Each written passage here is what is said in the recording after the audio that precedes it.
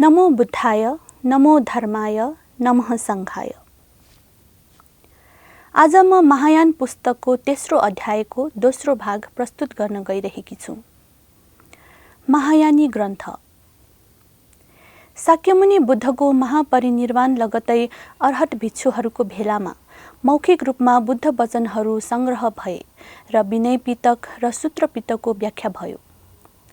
झन्डै 100 वर्षपछिको अर्को भेला पश्चात स्थविरवाद र महासाङ्घिकवाद देखा परे।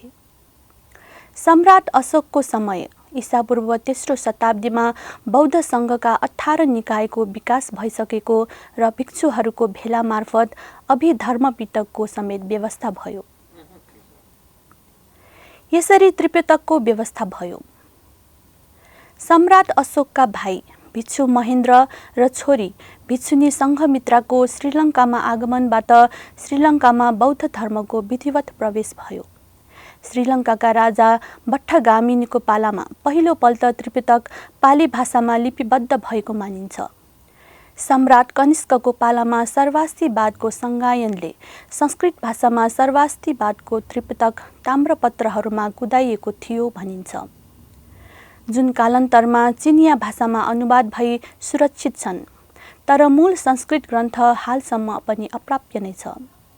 हालसम्म प्राप्त भएका संस्कृत बौद्ध ग्रन्थ महावस्तुलाई सर्वप्राचीन संस्कृत बौद्ध ग्रन्थ मानिएको पाइन्छ। उक्त ग्रन्थलाई महासाङ्घिक अन्तर्गत लोकोत्तरवादीहरूको विनय पिटक मानिएको छ। स्वयं शाक्यमुनि बुद्धबाट दोस्रो धर्मचक्र प्रवर्तन घृतकुट पर्वतमा गर्नुभएको कुरा सद्धर्म पुण्डरिक सूत्रमा उल्लेख भएको अघिल्लो महायान अध्यायमा प्रस्तुत भइसकेको छ। तिब्बती बौद्ध ग्रन्थ अनुसार महायानीहरू शाक्यमुनि बुद्धले बुद्धत्व प्राप्तिको 13औं वर्षमा प्रज्ञा पारमिता नय र 16औं वर्षमा मन्त्र नयको देशना गर्नुभएको मान्दछन्।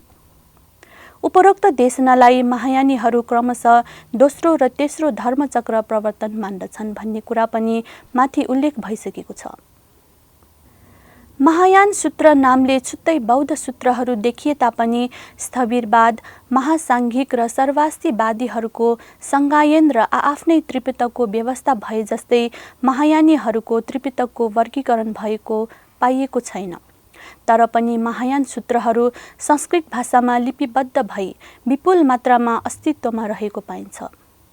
ती सूत्रहरू एवं मया श्रुतम वाक्यबाट आरम्भ भएबाट सङ्घायनद्वारा नै ती सूत्रहरूको सङ्ग्रह भई व्यवस्था भएको देखाउन खोजिएको पाइन्छ।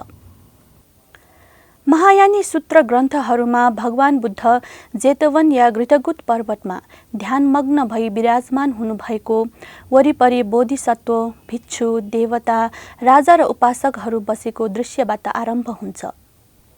कुनै देव अघि सरेर बुद्धलाई वन्दना गर्दै वैपुल्य सूत्र प्रकाश पारिदिन अनुरोध गर्छन्। वन्दना स्वीकार गर्दै भगवान बुद्धले उपस्थित सत्वहरूको प्रवृत्ति र क्षमता हृदयङ्गम गरी तदनुकूल विभिन्न सूत्रहरू देशना गर्नुभएको पाइन्छ। महायान परक बुद्धोपदेशहरूलाई त्रिपिटक नामले वर्गीकरण गरिएको नपाइए तापनि ती उपदेशहरूलाई नवाङ्ग तथा द्वादशाङ्ग प्रवचनका दृष्टिकोणले वर्गीकरण गरिएको भनी पाइन्छ, जुन निम्नानुसारका छन्: सूत्र, गेय, वैयाकरण, गाथा, उद्दान, इतिबुतक, जातक, अद्भुत धर्म र वैपुल्य। उपरोक्त वर्गीकरणका अतिरिक्त संस्कृत बौद्ध ग्रन्थहरूलाई अवतंसक, बोधिसत्व पिटक आदि नामले वर्गीकरण गरिएको पाइएको छ। महायानी ग्रन्थहरूमध्ये क्रमशः अष्टसहस्रिका प्रज्ञापारमिता, गन्धव्यूह, दशभूमिक, समाधिराज, लङ्कावतार, सद्धर्म पुण्डरिक, तथागत गुह्यक, ललित विस्तर र सुवर्णप्रभा सूत्रहरू नेपालको बौद्ध धर्ममा नवसूत्र, नववैपुल्य र नवव्याकरणका नामले सुपरिचित छन् र धर्ममण्डलको रूपमा पूजा, पाठ र देशना हुन्छन्।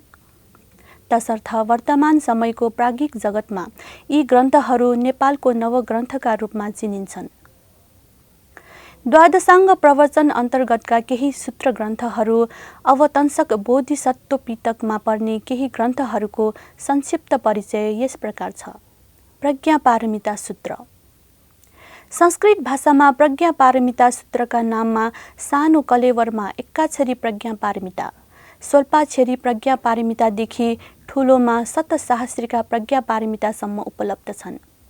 तीमध्ये अष्टसहस्रिका प्रज्ञा पारमिता सूत्रलाई मूल सूत्रका रूपमा स्वीकार गरिन्छ। अष्टसहस्रिका प्रज्ञा पारमितालाई समस्त बुद्धहरूकी जननी मानिन्छ। प्रज्ञा पारमिताको बोध भएरै सिद्धार्थ गौतम बुद्ध बनेका थिए। अत प्रज्ञा पारमितालाई बुद्ध जन्माउने जननी मानिएको छ। अष्टसहस्रिका प्रज्ञा पारमितालाई समस्त बुद्धहरूकी जननी मानिन्छ। प्रज्ञा पारमिताको बोध भएरै सिद्धार्थ गौतम बुद्ध बनेका थिए। अत प्रज्ञा पारमितालाई बुद्ध जन्माउने जननी मानिएको हो। अष्टसहस्रिका प्रज्ञा पारमितामा कुल 32 परिवर्त रहेका छन्। अन्य महायान सूत्र जस्तै यसको आरम्भ पनि एवं मया श्रुतम पदावलीबाट हुन्छ। प्रथम परिवर्तमा गृहकुट पर्वतमा तथागतको अनुभवद्वारा सुबुतिलाई प्रज्ञा पारमिताको प्रकाश अर्थात् बोध हुन्छ। उनले सारीपुत्रलाई अद्वैतवाद एवं मायावादको यस्तो उपदेश दिए जुन सबै प्रकारले अद्भुत एवं सर्वसंहारी थियो, जसमा समग्र सूत्रहरूको सार तत्त्व निहित थियो।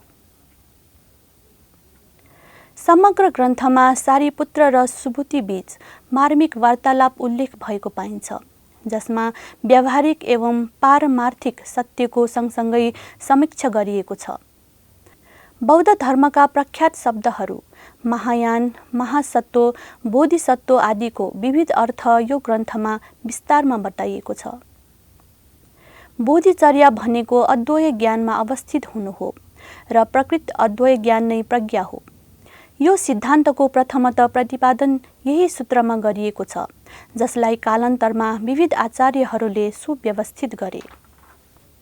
प्रज्ञा पारमिताको आधारमा नै अरू पारमिता पूर्ण हुन सक्दछन्। यो सबै बौद्ध मार्गीहरूमा सर्वस्वीकृत तथ्य हो। प्रज्ञा पारमिताको बोध कसरी हुन्छ र बोधको के प्रभाव हुन्छ भन्ने सम्बन्धमा ग्रन्थमा अनेक प्रकारले प्रकाश पारिएको पाइन्छ। प्रज्ञा पारमिताको प्रभावले व्यक्ति सबैको विश्वासपात्र बन्छ तथा मृदु वचनयुक्त र मितभाषी पनि बन्छ। साथै क्रोध अभिमान पनि शान्त हुन्छ। मैत्री र स्मृति स्वभावले वृद्धि हुन्छ। प्रज्ञा पारमिताको ज्ञान भएमा उसले नजानेको केही बाँकी हुँदैन। प्रज्ञा पारमिता शब्दलाई यही ग्रन्थभित्र विशद रूपले अर्थ्याइएको पाइन्छ। पञ्चस्कन्धलाई मायोपम, स्वप्नोपम सम्झी अनासक्त हुनु नै प्रज्ञा पारमिता हो। यसै गरी अगाडि भनिएको छ, प्रज्ञा पारमितालाई धारण गर्ने तथा भावना गर्ने व्यक्तिलाई बुद्ध चैत्य समान सम्झनुपर्छ र वन्दना पूजना गर्नुपर्छ। यस ग्रन्थमा प्रज्ञा पारमिता पुस्तक लेख्न लगाई श्रद्धावान व्यक्तिलाई श्रद्धापूर्वक दान दिनुमा बढी पुण्य प्राप्त हुन्छ भन्ने समेत उल्लेख भएको पाइन्छ। महायानको प्रज्ञा पारमिता दर्शनलाई माध्यमिक र योगाचार अनुसार केही फरक ढङ्गले बुझ्ने परम्परा रहिआएको छ। माध्यमिक दर्शन सम्प्रदायका अनुसार प्रज्ञालाई शून्यता दर्शन मार्फत बुझिन्छ। योगाचार अनुसार चित्र मात्रताको अवधारणा मार्फत बुझ्ने गरिन्छ। यथार्थतः यो जगतका समस्त पदार्थ शून्य रूप हुन्। बोधिसत्व अथवा प्रज्ञा पारमिता जस्ता शब्दको पनि परमार्थ कुनै अर्थ छैन, जुन चित्तद्वारा परिकल्पित गरिन्छ। यथार्थतः यो जगतका समस्त पदार्थ शून्य रूप हुन्। बोधिसत्व अथवा प्रज्ञा पारमिता जस्ता शब्दको पनि परमार्थतः कुनै अर्थ छैन, जुन चित्तद्वारा परिकल्पित गरिन्छ। त्यो चित्त स्वतः अचित्त एवं प्रभास्वर हो, अचितता हो, निर्विकल्पता एवं निर्विकारता। प्रज्ञा पारमिता सहित यस्तो कुनै धर्म छैन जो स्वभावतः संयुक्त होस्। विद्यमानतया अविद्यमान धर्महरूको प्रतीत अविद्या हो। न बुद्ध स्वयं नै यथार्थ हुन्, न महायान नै यथार्थ हो। अतएव सत्य हो समग्र धर्महरूको अनुत्पाद। यस प्रकार प्रज्ञा पारमिताको रहस्य हो समस्त धर्महरूको अनिश्रय। ग्रन्थमा योग्य गुरु एवं विनीत शिष्य प्राप्त गर्न आइपर्ने असजिला परिस्थिति उल्लेख गरिएको छ। दान, शील, क्षान्ति, वीर्य, ध्यान, समाधि जस्ता आचार पूर्ण गरेको शिष्य प्रज्ञा धारण गर्न योग्य मानिन्छ। प्रज्ञा भनेको उच्चतम या विवेकपूर्ण ज्ञान हो। प्रज्ञा पारमिताको अध्याय 7 र 22 मा प्रज्ञा पारमितालाई कहीँ साधन र कहीँ साध्य बताइएको छ। बौद्ध धर्ममा दुःख, दुःख समुदय, निरोध र मार्ग गरी 4 आर्य सत्य आधारशिला हुन्छन्, जसको ज्ञानद्वारा निर्वाण उपलब्ध गर्न सकिन्छ। यो ग्रन्थमा निर्वाण एकातिर प्रतीत समुत्पाद बराबर मानिन्छ भने अर्कोतिर शून्यता बराबर। शून्यताको बोधले हाम्रो मनबाट सबै प्रकारका विकल्प तथा विकार फालिदिने प्रयत्न गर्छ। अष्टशास्त्रीका प्रज्ञा पारमितालाई बुझ्ने सम्बन्धमा एउटा कथन प्रचलित छ। असङ्गले अष्टशास्त्रीका संहिताको अर्थ बुझ्न सकिरहेका थिएनन्। उनका गुरु मैत्रेयनाथले उनीप्रति दया गर्दै 8 अध्याययुक्त अभिसमयालङ्कार रचना गरिदिए। त्यसैको सहायता लिएर भाष्य नामको टीका रचना गर्न असङ्ग सफल भए। वसुबन्धुले वृत्ति नामको टीका लेखे भने भदन्त विमुक्तिसेनले त्यसको वार्तिक लेखे। त्यसपछि हरिभद्र आए। हरिभद्रद्वारा प्रणीत आलोक नामक टीका विशेष रूपले ख्याति प्राप्त छ। अष्टशास्त्रीका माथि माध्यमिक तथा योगाचार दुवै सम्प्रदायका विद्वानले टीका लेखेको पाइन्छ। पहिलो सम्प्रदायका आचार्य नागार्जुन तथा आर्यदेव थिए भने दोस्रो सम्प्रदायका मैत्रेयनाथ, असङ्ग, वसुबन्धु, आर्य विमुक्तिसेन, भदन्त विमुक्तिसेन र हरिभद्र थिए। अष्टशास्त्रीका प्रज्ञा पारमिताका एक सम्पादक पी.एल. वैद्यले प्रज्ञा पारमिता साहित्य अन्तर्गत 27 ग्रन्थहरू रहेको बताएका छन्। उनले प्राध्यापक रिउसो हिकाटाले सुविक्रान्त विक्रम परिप्रेक्षा प्रज्ञा पारमिताको प्रस्तावना उद्धृत गर्दै सो तथ्य जाहेर गरेका हुन्। ती मध्ये प्रमुख ग्रन्थहरू निम्न हुन्: शतसाहस्रिका, पञ्चविंशति सहस्रिका, अष्टसाहस्रिका, सार्धद्विसहस्रिका, सप्तशतिका, त्रिशतिका, वज्रछेदिका, अध्यर्धशतिका, प्रज्ञा पारमिता हृदय सूत्र, कौशिक प्रज्ञा पारमिता, स्वल्पाक्षरा, रत्न गुण सञ्चय गाथा, अष्टादश सहस्रिका, पञ्चपारमिता निर्देश, पञ्चाशल्का, देवराज प्रवर, नागश्री प्रज्ञा पारमिता, प्रज्ञा पारमिता 10 सहस्रिका, एकाक्षरी माता। अष्टशास्त्रीका प्रज्ञा पारमिता सन् 659 मा चिनिया भाषामा अनुवाद भएको मानिन्छ। अष्टशास्त्रीका प्रज्ञा पारमिताको सबभन्दा पहिलो संस्करण राजेन्द्रलाल मित्रबाट सम्पादित भएर सन् 1888 मा भारतको कलकत्ताबाट प्रकाशित भएको हो। नेपालमा पण्डित दिव्यवज्र वज्राचार्यले यो ग्रन्थ लगायत समस्त नवसूत्र ग्रन्थको नेपाल भाषामा अनुवाद गर्नुभएको छ।